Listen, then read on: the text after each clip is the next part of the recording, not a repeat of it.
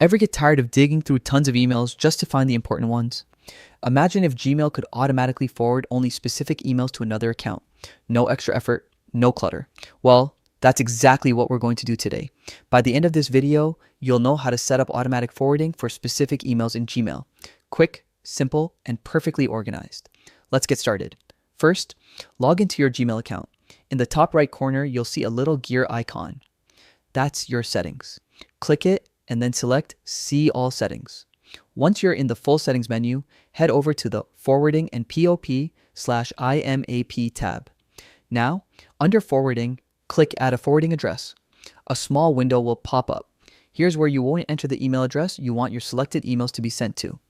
Make sure it's correct, then click Next and confirm by selecting Proceed. Gmail will now send a confirmation code to that email address.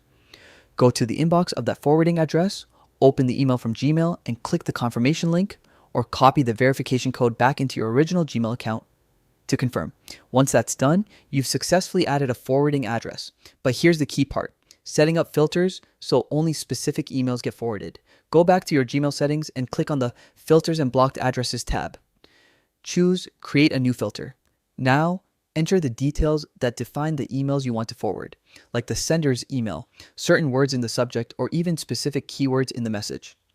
After setting your conditions, click Create Filter. Then, check the box that says Forward it to and select your forwarding address. Finally, click Create Filter again to save your settings. And that's it. Gmail will now automatically forward only the emails that match your filter criteria to your chosen address. It's a simple trick, but it can save you hours of sorting and searching, especially if you manage multiple inboxes or need to share specific messages with teammates. If you found this helpful, try it out today and keep your Gmail smarter and more organized than ever. Thanks for watching, and I'll see you in the next one.